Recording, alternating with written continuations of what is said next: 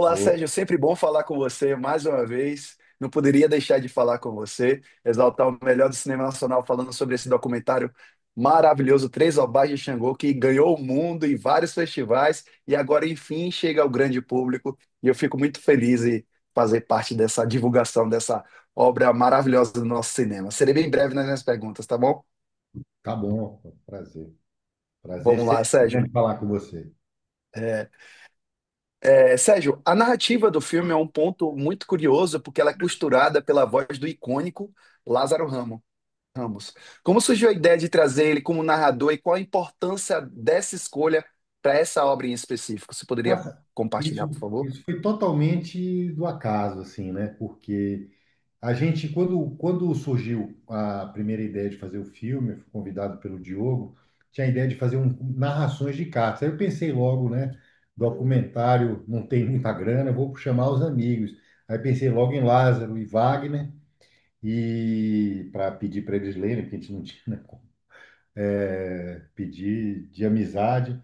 E aí, Lázaro, eu fiz uma entrevista com ele para o filme. Aí, quando eu terminei a entrevista, eu falei: pô, Lazinho, você não lê aqui uma carta de Jorge Amado? Aí ele já leu. Aí, depois, eu gravei com ele, uns meses depois, uma. A Arca de Noé, que ele fazia o leão. Aí eu falei: pô, Lazinho, já estamos aqui no estúdio, você tem que ler mais uma carta.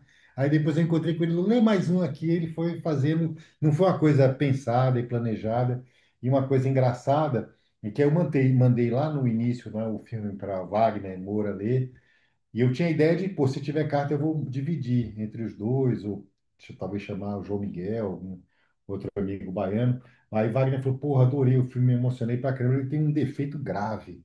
Eu falei: qual é? Ele falou: "Ah, que não tem eu no meio." Aí eu falei: ah, a próxima ele estava lá em Los Angeles, né?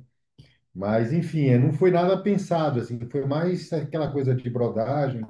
Ele estava ali, leu uma cartinha, depois leu outra, depois leu uma terceira, e a gente foi amarrando com essa voz linda que ele tem, né? Uma voz Com agradável. certeza. Sérgio, o Candomblé, ele é um dos grandes fios condutores desse documentário.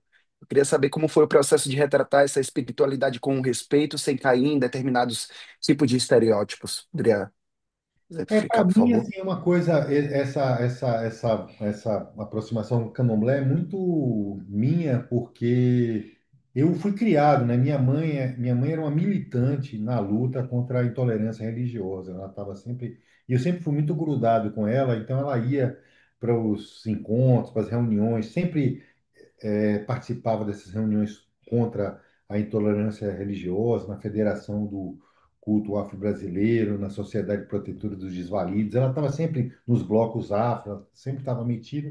E eu sempre fui muito grudado com ela, eu sempre ia com ela, isso desde criancinha, né? E sempre frequentei os terreiros com ela, quando era muito pequeno, assim, com 10 anos, 8 anos, 12 anos. E então eu vivi isso, e minha casa era frequentada, né, por Mãe Estela de Oxóssi, Pierre Verger, Macota Valdina, Dona Olga do Alaqueto, assim, as grandes sumidades do candomblé frequentaram de algum modo minha casa e eram amigas da minha mãe. Então não é uma cultura que eu sou de fora. Minha mãe era madrinha de alguns blocos afro, eu saía desde criancinha neles. Então, assim, é uma história que tem muito a ver com a minha. É uma história muito pessoal, né? Tem muito a ver comigo. E para mim, fazer esse filme agora está sendo importantíssimo, porque tem sido um reencontro com a minha infância. E eu estou me iniciando no candomblé, estou cada vez mais próximo, dos terreiros e frequentando. Ontem mesmo eu tive uma experiência linda aí. Você está em Salvador? Tá, né?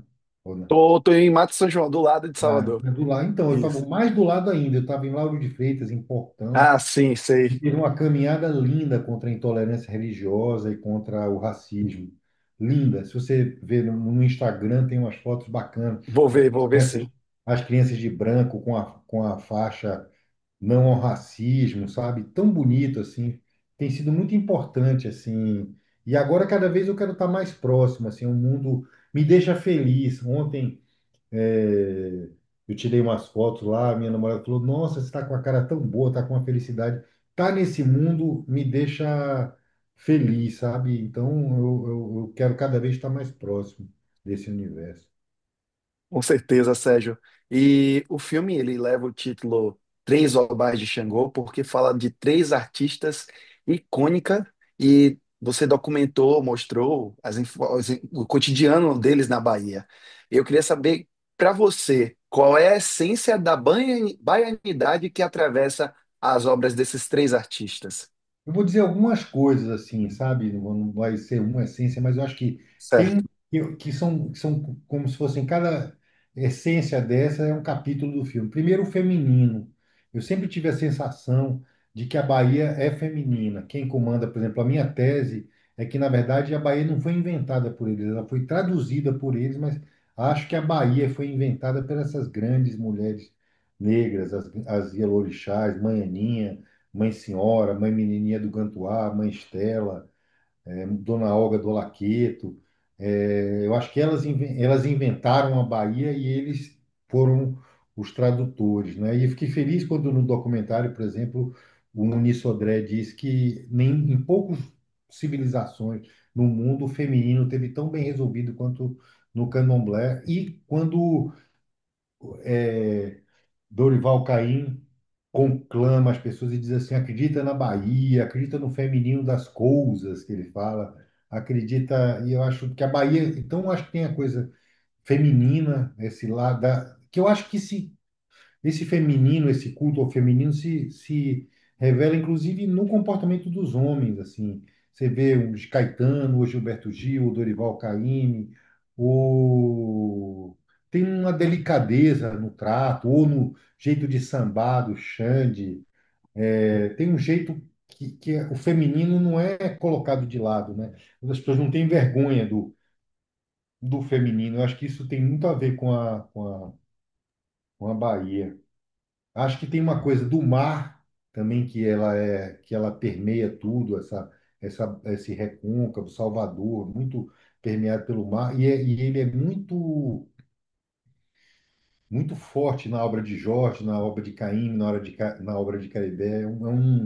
Esse culto ao mar, Iemanjá como uma divindade do mar, né, como um orixá que é muito cultuado. Hoje em dia, o 2 de fevereiro cresce, a cada dia é maior. Sim, sim. Muito É, lindo a é, cerimônia, muito bonita. Muito. Então tem a coisa do feminino, tem o mar, tem o senso de humor, eu acho que é algo muito característico, né? Deles Uhum, três, da Bahia, assim, um jeito de brincar com sexualidade, de fazer sacanagem, de você poder brincar e usar esse senso de humor como uma forma de carinho e de demonstrar intimidade com o uhum. outro, assim. E Eu Sérgio, para a gente finalizar esse bate-papo que passou voando, eu quero deixar você a missão de convidar a galera do Arte Cult Cinema e Companhia a assistirem Três Obras de Xangô no cinema, principalmente na primeira semana. Então, pode mandar qualquer mensagem que esse corte vai bem bonito lá para as redes sociais. Não, fica aqui esse convite, né, para a partir do dia 4 de setembro ir para o cinema. É sempre bom que vá nos primeiros dias, na primeira semana, para poder fazer com que o filme chegue longe. Eu tenho uma experiência muito bacana com a Bahia, que foi o Cidade Baixa, né, que é um fenômeno. O filme virou meio um blockbuster em Salvador, né? Ele teve mais de Sim, um terço do público dele só em Salvador. Aí as salas eram cheias, tinha fila para ver Cidade Baixa, e tomara que isso se repita com os Obar de Xangô, né? É bacana a gente vê sempre os outros na tela, a gente vê a gente mesmo, né? É com bonito certeza. se ver nas telas e tomara que os baianos e os brasileiros vão se ver a partir do dia 4. É. Sérgio, sempre é uma alegria falar com você. Muito obrigado mais uma vez Obrigado a por estar você. falando com vocês. E aí, para o que vocês precisarem, conte conosco sempre. Viva o cinema nacional, viva o cinema Obrigado. baiano. Tá.